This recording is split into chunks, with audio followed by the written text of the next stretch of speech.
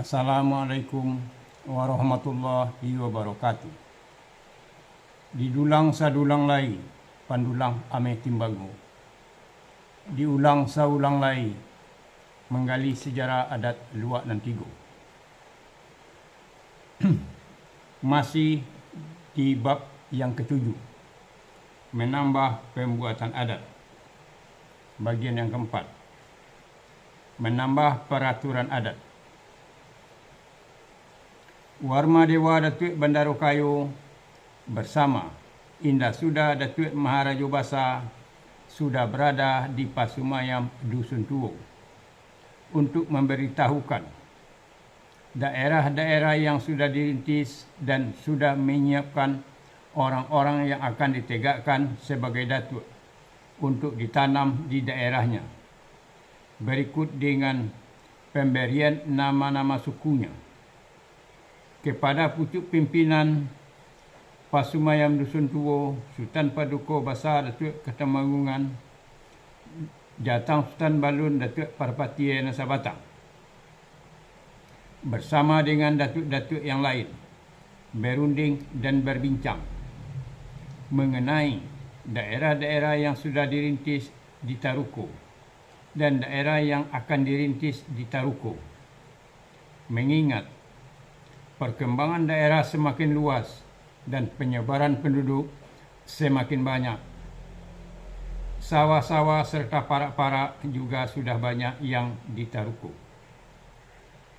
Terutama di daerah Lare Nan Panjang. Begitu juga di daerah-daerah di sekelilingnya. Dusun Tuo dan daerah-daerah yang sudah ditinjau oleh Sultan Paduka Basa Datuk Ketemanggungan dari atas puncak Bukit Batu Patah dan dari atas puncak Gunung Bangsu yang akan dimulai perintisannya dari daerah Sungai Bataro.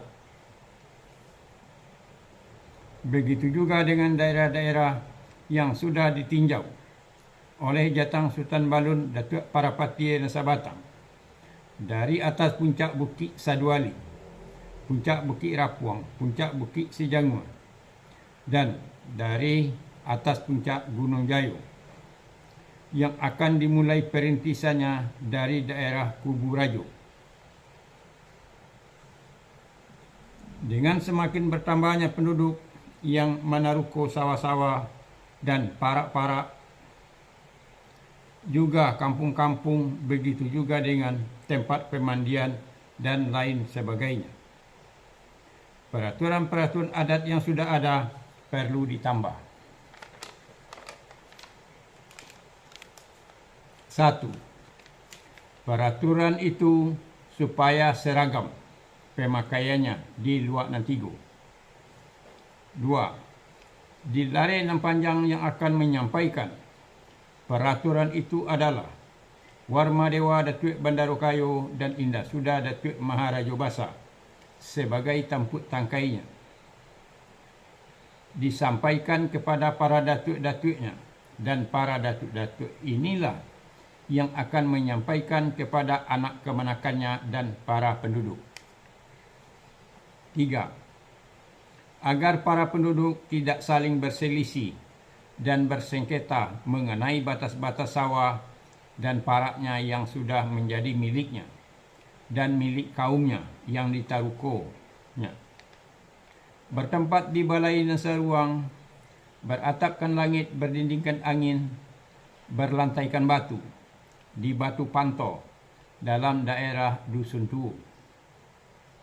Berunding dan bermufakatlah para datuk-datuk itu yang dipimpin oleh Sultan Paduka Basa Datuk Ketemanggungan bersama dengan Jatang Sultan Balun Datuk Parapati Nasabatang.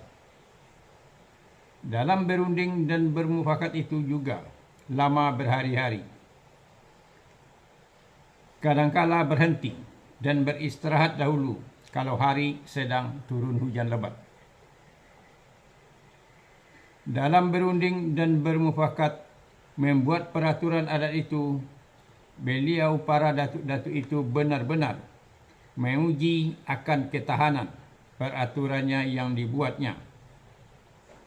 sekali membuat peraturan adat akan terpakai untuk selamanya sampai turun-temurun dari generasi ke generasi.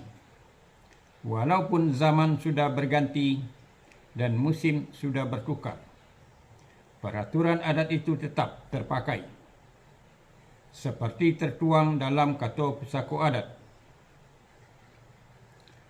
Indak lokang dek pane, indak lapuk dek hujan, antah kok basabab bakaranu. Begitu juga dalam membuat peraturan adat ini. Mereka para datuk-datuk itu mengujinya dengan araso jo pareso. Araso di bawah naik, pareso di bawah turun. Putih tahan sosa, hitam tahan tampo. Timbago tahan sapu, ameh tahan uji. Loyang jo ameh sama berkilau, tapi ameh lebih berkilau. Kasumbo jo buah sago, sama sirah, tapi buah sago lebih sirah. Kemudian, kata-kata ini dijadikan Kato Pusako Perjalanan Sejarah Adat. Sesudah diuji dan diselisik dalam berunding dan bermufakat, sudah dapat kabulatan Kato. Kok satanai lah salatakan, kok saunju lah sabarian, kok sacio laba ayam, kok sadancia laba bosi. Kemudian, kata-kata ini dijadikan Kato Pusako Perjalanan Sejarah Adat. Keputusan yang sudah diambil dalam berunding dan bermufakat itu adalah: 1. Maisi adai. 2. Manuang limbago. 3. Menegakkan gelar pusako adat Datuk Sakato Kaum dengan hukum cupak sali memakai Kato Pusako dan hukum cupak buatan memakai Kato Mufakat. 4. Membuat peraturan gelar pusako adat Datuk yang punah. 5. Membuat peraturan batas-batas tanah. 6. Menanam dan menegakkan Datuk yang ketujuh di luar Nantigo. Yang ketujuh, tampuk tangkai, larih dan panjang. Itulah